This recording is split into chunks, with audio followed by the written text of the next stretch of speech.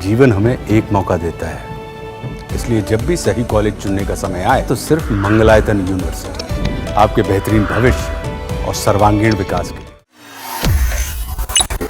शमी अहमद की इनकम भी बढ़ गया है और शमी अहमद जो स्टेटस से लाइफ लीड करेंगे वो मुझे और मेरी बेटी को भी हक है, राइट है वही स्टेटस मेंटेन करने के लिए। तो उस हिसाब से ये अमाउंट अच्छी है लेकिन कम है। मैंने सोचा तो है, अब मैं अपने लीगल एडवाइजर्स मिस्टर इम्तियाज भाई और दीपक जी हैं, मृगांको मिस्त्री हैं, इन लोगों ने मुझे बहुत सपोर्ट किया। थैंक यू बोलना चाहूंगी मैं इन तीनों को, और इन लोगों से एडवाइस लेकर ही मैं नेक्स्ट स्टेप लूंगी इंशाल्लाह। नहीं, क्योंकि मेरा जो प्रोफेशन था शमी अहमद से शादी करने से पहले वो मॉडलिंग और एक्टिंग की थी और मैं एक जॉब भी करती थी, तो उस टाइम मेरे लिए इनफ था। लेकिन शादी के बाद शमी अहमद ने बाय फोर्स बोलिए मुझसे मेरे सारे प्रोफेशन से छुटवा दिया था कि मैं कोई प्रोफेशन में नहीं रह सकती, मैं कोई काम नहीं कर सकती,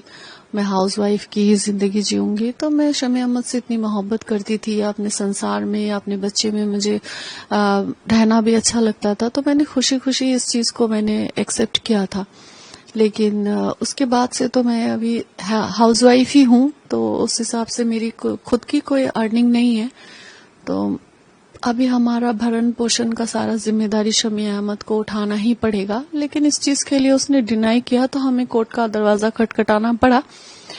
और कोई इंसान अगर खुद की जिम्मेदारी ना उठाए तो शुक्र अल्हम्दुलिल्लाह कि हमारे देश में कानून है, कानून उसे ऑर्डर देगा कि अपनी जिम्मेदारी उठाओ। कोई इंसान भी नहीं चाहता कि किसी इंसान के साथ रिश्ता जो है इतना खराब हो जाए, लेकिन अगर जिस इंसान के साथ आप रिश्ता जोड़ रहे हैं वो इंसान ही अगर खराब हो, इंसान ही अगर क्रिमिनल हो, और क्रिमिनल के शक्ल में गंदे जहनियत के लोगों के चेहरे पे लिखा हुआ तो नहीं होता ना कि वो इंसान गंदा है, गलत है और क्रिमिनल है, वो इन फ्यूचर आपको बहुत बड़ी मुसीबत में गिराएगा, आपकी जिंदगी और आपके बच्चे की जिंदगी के साथ खिलवाड़ करेगा, उसका कैरेक्टर निहायत ही गंदा होगा, ये किसी के चेहरे पे नहीं लिखा होता है।